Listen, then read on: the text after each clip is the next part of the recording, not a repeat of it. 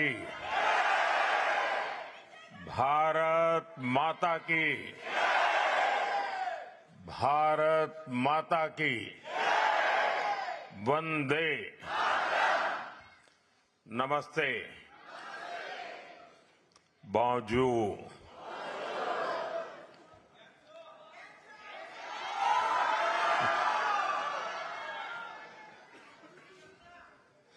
ऐसा लग रहा है आप सब छुट्टी के मूड में हैं।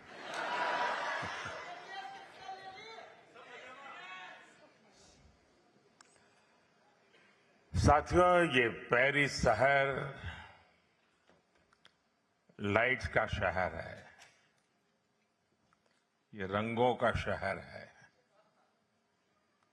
यहाँ आर्ट है, आइडियाज हैं और इनोवेशन की प्रेरणा भी है। इस शहर को भारत के अलग अलग राज्यों से आए आप सभी लोग और भी खूबसूरत बनाते हैं, नए नए रंगों से भर देते हैं। कोई तमिल है, कोई पंजाबी है, कोई गुजराती है, तो कोई मराठी है और कोई बंगाली है। भारत के हर कोने का प्रतिनिधित्व यहां दिखाई देता है। साथियों, मैं जब 14 जून को नीस पहुंचा था तो सबसे पहले भारत इनोवेट्स इस कार्यक्रम में शामिल हुआ था। आज जब मैं फ्रांस से वापसी की तैयारी में हूं तो लग रहा है जैसे भारत कनेक्ट्स कार्यक्रम में आ गया हूं।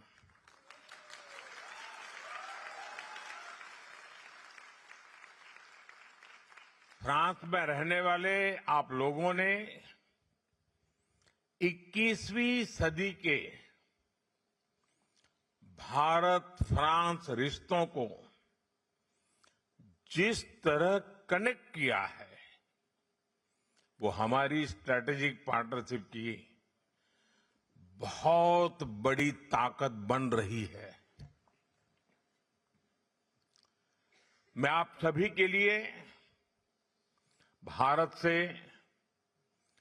140 करोड़ देशवासियों की शुभकामनाएं लेकर के आया हूं।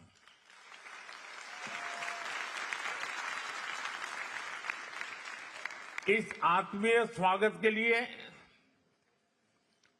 मैं आप सभी का हृदय से आभार व्यक्त करता हूं।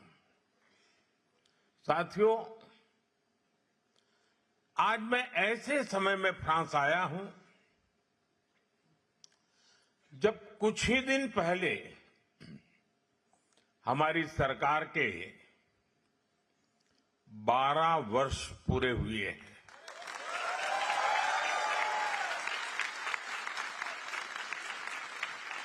चुने हुए प्रधानमंत्री के रूप में निरंतर 12 साल तक देश की सेवा करना मेरे जीवन का बहुत बड़ा सौभाग्य रहा है। यह भारत के लोकतंत्र की शक्ति है जिसने एक चाय वाले को यहां तक पहुंचा दिया।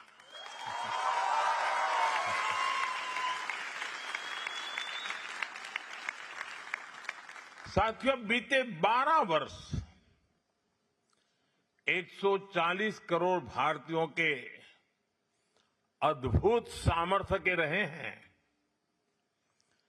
12 साल के इस कालखंड में भारत का जीडीपी दोगुना हुआ है।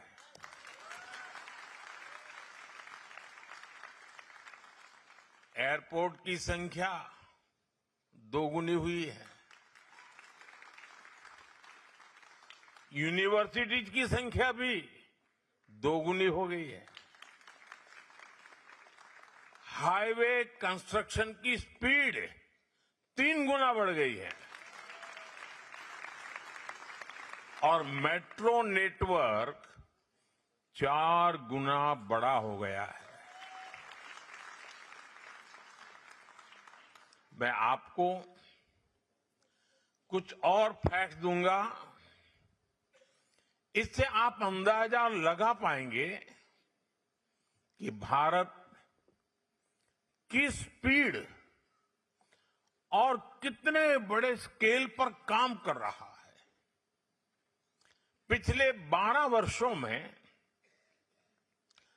भारत का एक्सपोर्ट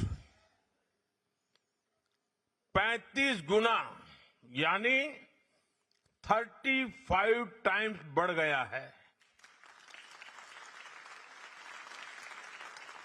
और एक फैक्ट सुनिए, भारत में मोबाइल मैन्युफैक्चरिंग यूनिट्स में 100 गुना की बढ़ोतरी हुई है, 100 टाइम।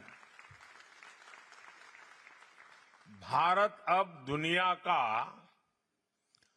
दूसरा सबसे बड़ा मोबाइल फोन मैन्युफैक्चरर है। इसी गति, इसी प्रगति का नतीजा है कि आज भारत दुनिया की फास्टेस्ट ग्रोइंग मेजर इकोनॉमी है। साथियों, आज भारत की कहानी सिर्फ इकोनॉमिक प्रोग्रेस की कहानी नहीं है, सिर्फ यहां अटक नहीं जाती है। ये सोशल ट्रांसफॉर्मेशन की भी कहानी है। पिछले 12 साल में देश में 25 करोड़ लोग, यह आंकड़ा सुनकर के आप भी हैरान हो जाएंगे, 25 करोड़ लोग गरीबी से बाहर निकले हैं।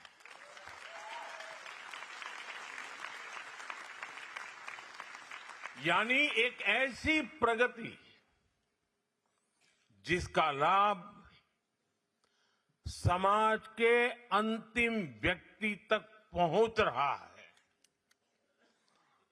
फ्रांस में जितने घर हैं, पूरे फ्रांस में टोटल जितने घर हैं, उससे भी अधिक पक्के घर बीते 12 वर्षों में हमने जरूरतमंदों के लिए बनाए हैं।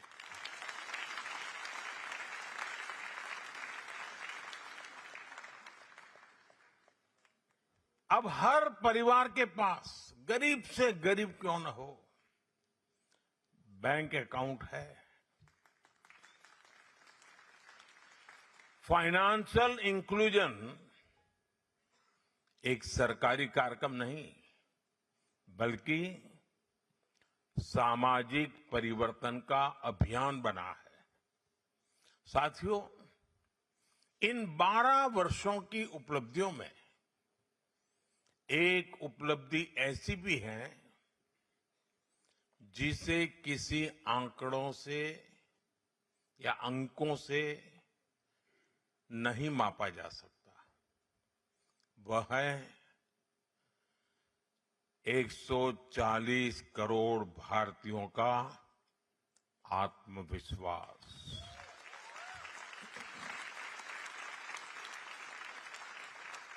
आज का भारत और आज के भारत का युवा बहुत बड़े सपने देख रहा है। भारत का किसान नई संभावनाओं के साथ आगे बढ़ रहा है। भारत की महिलाएं नए नेतृत्व का परिचय दे रही हैं। इसलिए ये सिर्फ अचीवमेंट्स के 12 साल नहीं है। ये भारत की एस्पिरेशंस को नई बुलंदी देने का कालखंड रहा है। साथियों, एक समय था जब दूर दराज के गांवों तक आधुनिक सुविधाएं पहुंचाना वाकई बहुत मुश्किल भरा था। आज उन्हीं गांवों में बिजली भी है, इंटरनेट भी है और डिजिटल सेवाओं की पूरी दुनिया भी है। आज एक क्लिक पर कभी भी कहीं भी बैंकिंग सेवाएं उपलब्ध है। आज मोबाइल फोन भारत के नागरिकों को अनेक सुविधाओं से कनेक्ट कर रहा है। हमारे किसान, हमारे मछुआरे, हमारे डेयरी फार्मर्स, हमारी महिलाएं, हमारे स्टूडेंट्स सभी टेक्नोलॉजी के माध्यम से सशक्त हो रहे हैं और अपने लिए नए अवसर बना रहे हैं। साथियों, आपने 125 करोड़ से अधिक आधार आईडीज के बारे में सुना है, लेकिन आज भारत सिर्फ पहचान को डिजिटल नहीं बना रहा। आज करीब 90 करोड़ भारतीयों की यूनिक डिजिटल हेल्थ आईडीज बनाई जा चुकी है, जिससे मेडिकल रिकॉर्ड सुरक्षित और एक्सेसिबल बन गए हैं। इससे हेल्थ केयर डिलीवरी और अधिक आसान और एफिशिएंट हो रही है। साथियों, इन उपलब्धियों की सबसे बड़ी विशेषता यह है कि इनमें से अधिकांश चीजें कुछ वर्ष पहले तक कल्पना जैसी लगती थी।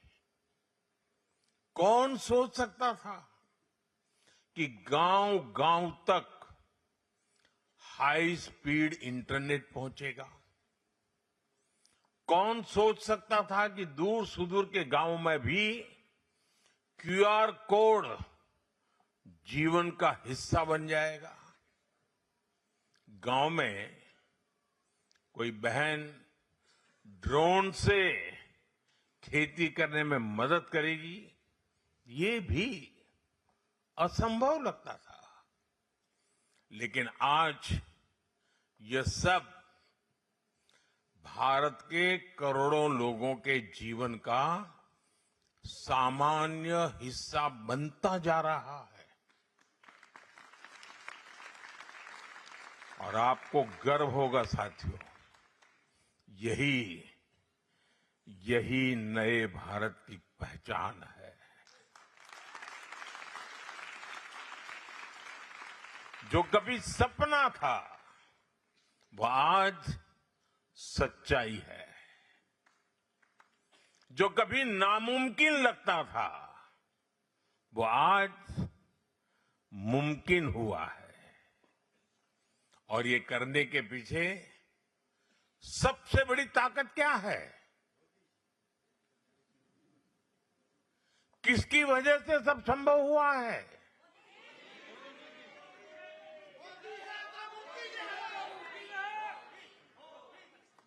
ये मोदी के कारण नहीं, वो ताकत है भारत का लोकतंत्र, भारत की डेमोक्रेसी। इस डेमोक्रेसी में सबका साथ है, सबका विकास है। साथियों, आज से 50 या 100 साल बाद जब भारत के इस कालखंड की समीक्षा होगी तो ये बात उभर कर सामने आएगी। इस कालखंड को भारत की एस्पिरेशंस ने ड्राइव किया। ये भारत के एस्पिरेशंस का नया युग है। जहां बिजली पहुंची है वहां लोग सिर्फ बिजली नहीं चाहते, वे स्मार्ट लिविंग चाहते हैं। जहां ट्रेन पहुंची है वहां लोग हाई स्पीड कनेक्टिविटी चाहते हैं। जहां हाईवे बने हैं वहां लोग वर्ल्ड क्लास एक्सप्रेसवे चाहते हैं। जहां इंटरनेट पहुंचा है वहां लोग एआई और डिजिटल इनोवेशन में नेतृत्व चाहते हैं।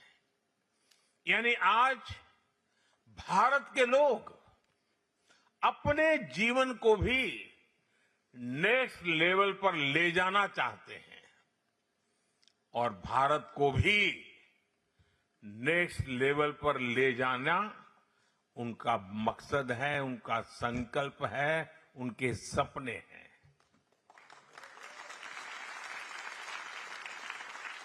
और साथियों, यही एस्पिरेशंस आज भारत की विकास यात्रा की सबसे बड़ी शक्ति है। मैं आपको भारत की स्पेस जर्नी का उदाहरण दूंगा। भारत ने चंद्रयान को चंद्रमा के साउथ पोल पर उतारा। दुनिया ने इसे एक बहुत बड़ी उपलब्धि माना, लेकिन भारत इसे अपनी मंजिल मानकर रुका नहीं। बहुत हो गया मोदी जी, अब चलेगा नहीं। आज देश गगनयान की तैयारी कर रहा है।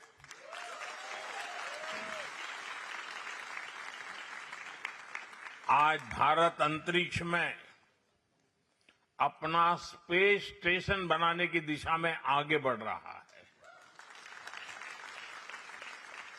हमारे space startups global space economy में अपनी जगह बनाने के लिए पुरजोश काम कर रहे हैं, आगे बढ़ रहे हैं। साथियों, ग्रीन एनर्जी के क्षेत्र में भी भारत की यही एस्पिरेशन दिखाई देती है।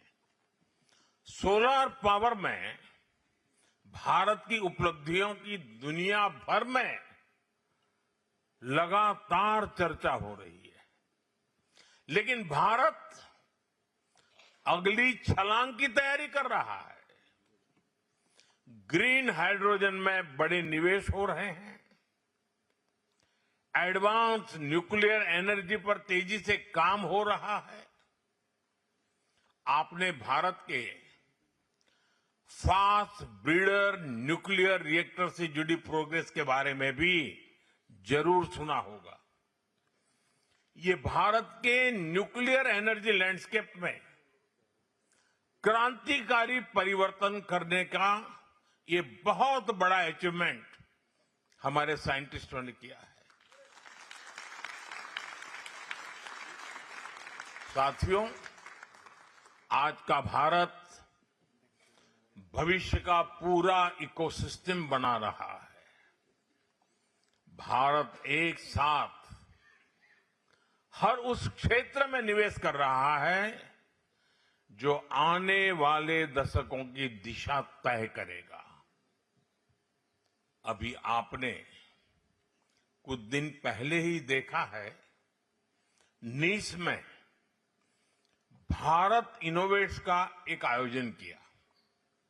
ये इवेंट भारत के डीप टेक सामर्थ्य को दुनिया तक पहुंचाने का एक और माध्यम था।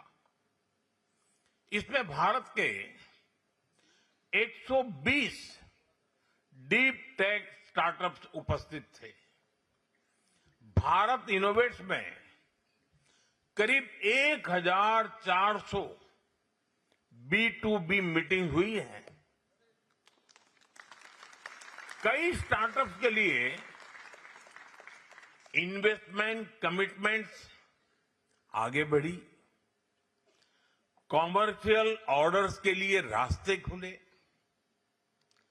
फ्रेंच और यूरोपियन यूनिवर्सिटी तथा इंक्यूबेटर्स के साथ एंगेजमेंट बढ़ रही है, स्टूडेंट एक्सचेंजेस, ज्वाइंट रिसर्च और इनोवेशन सपोर्ट के नए रास्ते बने हैं। इसलिए भारत इनोवेट्स सिर्फ एक समिट नहीं रहा, यह इनोवेशन डिप्लोमेसी का एक नया मॉडल बना है। और आज ही पेरिस में विवा टेक इवेंट के जरिए इस यात्रा को हमने और आगे बढ़ाया। नीस में हमने आइडियाज को कैपिटल से जोड़ा और पेरिस में इंडियन इनोवेशन को ग्लोबल स्केल से जोड़ा। आज दुनिया देख रही है, भारत केवल भविष्य के लिए तैयार नहीं हो रहा है, भारत भविष्य को, और ये मैं बहुत जिम्मेवारी के साथ कह रहा हूं, भारत भविष्य को आकार दे रहा है। साथियों, एक समय था जब देशों के बीच रिश्ते केवल व्यापार से तय होते थे। आज व्यापार के साथ साथ ट्रस्ट यानी भरोसा भी उतना ही महत्वपूर्ण हो गया है। हर देश रिलायबल सप्लाई चेन चाहता है, हर देश स्टेबल पार्टनरशिप चाहता है, हर देश ऐसे साथियों की तलाश में है जिन पर लंबे समय तक भरोसा किया जा सके।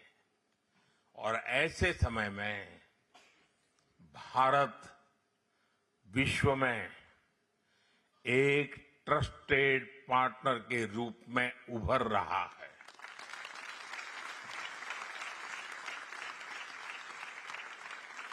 एविया में G7 बैठक के दौरान मैंने ट्रस्ट बेस्ड पार्टनरशिप बनाने पर जोर दिया। ग्लोबल साउथ के देशों के साथ इक्वल पार्टनर्स के रूप में आगे बढ़ने का आह्वान किया। भारत का G7 समिट में संदेश था, ग्लोबल गवर्नेंस तभी प्रभावी होगी जब वह इंक्लूसिव होगी, ग्लोबल ग्रोथ तभी सस्टेनेबल होगी जब वह शेयर्ड होगी, और ग्लोबल टेक्नोलॉजी तभी मानवता के लिए उपयोगी होगी जब वह ट्रस्टेड होगी। साथियों, भारत और दुनिया के बीच व्यापारिक रिश्तों में नई ऊर्जा नजर आ रही है। फ्रांस के साथ भारत का ट्रेड लगातार बढ़ रहा है।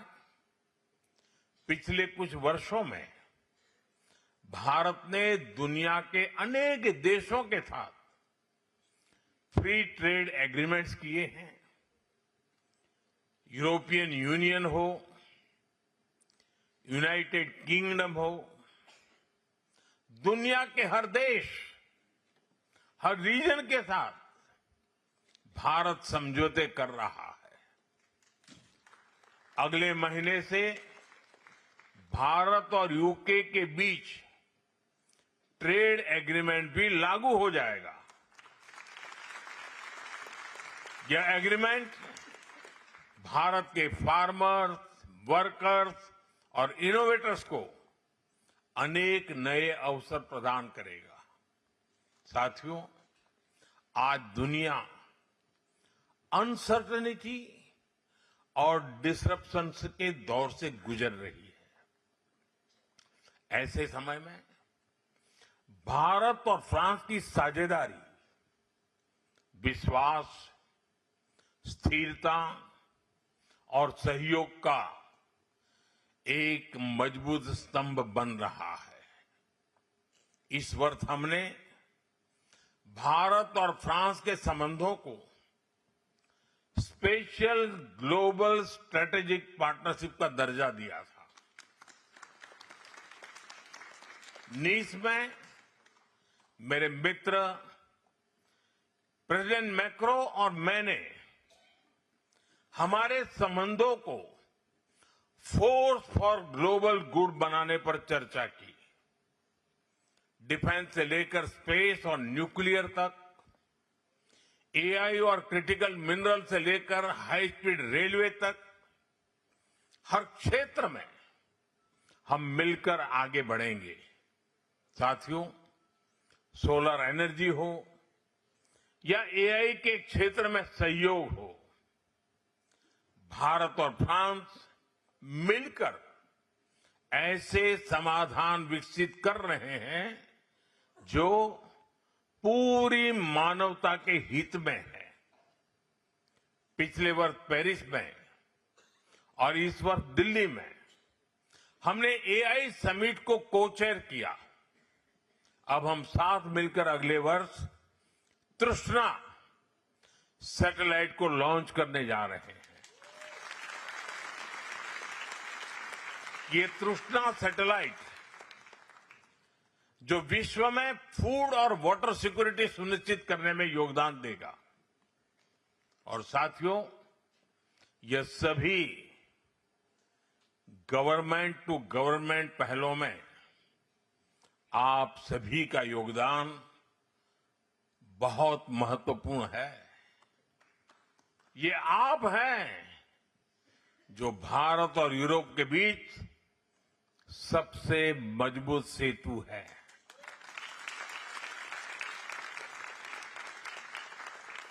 आप दोनों समाजों को समझते हैं, दोनों बाजारों को समझते हैं। आने वाले समय में टैलेंट, ट्रेड, टेक्नोलॉजी, टूरिज्म और इन्वेस्टमेंट के नए अवसरों को आगे बढ़ाने में आप सबकी भूमिका लगातार बढ़ने वाली है। साथियों, भारत और फ्रांस के रिश्तों को साझा इतिहास, साझा मूल्यों और साझा विश्वास ने आगे बढ़ाया है। विश्व युद्धों के दौरान फ्रांस की धरती पर बलिदान देने वाले भारतीय सैनिकों की स्मृतियां आज भी हमें जोड़ती हैं। मुझे पहले नव शापेल में श्रद्धांजलि देने का अवसर मिला। पिछले वर्ष प्रेसिडेंट मैक्रो के साथ मार्सेई के वॉर मेमोरियल जाने का अवसर भी मिला। ये हमारी साझी विरासत है। फ्रांस भारतीयों के योगदान को संजोता भी है और सराहता भी है। भारतीय मूल की नूर इनायत खान हो, जिन्होंने फ्रांस की रेजिस्टेंस के लिए अपना जीवन बलिदान दिया, या महाराजा रणजीत सिंह के साथ काम करने वाले जनरल जां फ्रांसवा अलार हों, ये सभी भारत और फ्रांस की साझा विरासत के प्रतीक हैं। भारत के राज्य पुडुचेरी में भी फ्रेंच विरासत की झलक दिखाई देती है। वहां का आर्किटेक्चर, वहां की कला संस्कृति और खान पान, सभी में हमारे संबंधों की महक है। साथियों, इस समय फ्रांस समेत पूरी दुनिया में इंटरनेशनल योगा डे की तैयारियां भी चल रही है। इस अवसर पर मैं फ्रांस में योग को आगे बढ़ाने वाले श्रीमान महेश गात्राडयाल जी को भी आदरपूर्वक श्रद्धांजलि देता हूं। मैं पद्म पुरस्कार से सम्मानित शार्लोट शोपा जी को भी प्रणाम करता हूं, जिन्होंने 100 वर्ष की आयु में भी योग के माध्यम से फ्रांस को भारत की विरासत से जोड़ा है। उनका जीवन ये सिद्ध करता है, yoga does not add years to life, it adds life to years। साथियों, मैं फ्रेड नेग्री जी को भी आज आदरपूर्वक श्रद्धापूर्वक याद करता हूं। भारतीय विरासत को संरक्षित करने में उनका योगदान अतुलनीय रहा है। साथियों, भारत और फ्रांस को कनेक्ट करने वाली एक और चीज है और वो है फुटबॉल। इस वक्त यहां फुटबॉल फीवर पूरे जोर पर है। फ्रांस में इसकी दीवानगी चप्पे चप्पे पर दिखती है, लेकिन भारत में भी फुटबॉल का क्रेज सिर चढ़ करके बोलता है। खास तौर पर फ्रांस की टीम के फैंस भारत में बहुत अधिक है। फ्रांस ने इस वर्ल्ड कप की शुरुआत एक जोरदार जीत से शुरू की है।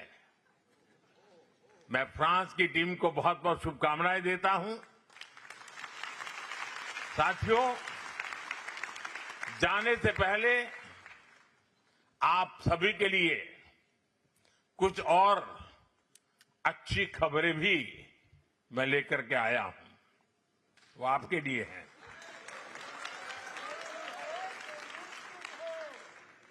पिछले वर्ष मार्सेई में कॉन्सुलेट खोला गया। इससे काफी अधिक सुविधा मिल रही है।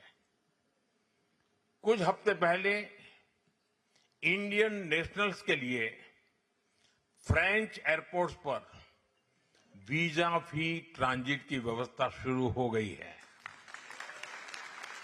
स्टूडेंट्स और प्रोफेशनल्स की मोबिलिटी बढ़ाना हो या एजुकेशनल क्वालिफिकेशंस की म्यूचुअल रिकॉग्निशन की बात हो या फिर फ्रेंच यूनिवर्सिटी के भारत में कैंपस खोलना हो, इन सभी पर हम मिलकर आगे बढ़ रहे हैं। अब फ्रांस में यूपीआई के उपयोग का दायरा भी और बढ़ने जा रहा है। यानी भारत फ्रांस कनेक्ट भी इंस्टेंट और आपसी पेमेंट भी इंस्टेंट। साथियों, इन सभी पहलों से हम भारत और फ्रांस को और करीब ला रहे हैं और मैं फिर कहूंगा, इस साझेदारी की नींव, इस रिश्ते की असली ताकत आप सब है। आप सब मेरे देशवासी हैं। आज जब भारत तेजी से विकसित भारत के लक्ष्य की ओर बढ़ रहा है, तो मैं आप सभी से भारत के साथ और गहराई से जुड़ने का आग्रह करूंगा। इससे भारत की विकास यात्रा को नई शक्ति मिलेगी और आपको अपने पुरखों की धरती की सेवा करने का अवसर भी मिलेगा।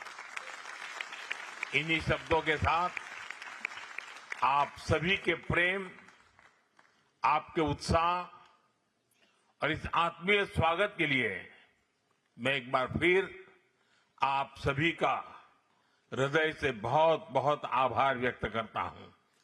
भारत माता की, भारत माता की, भारत माता की। बहुत बहुत धन्यवाद।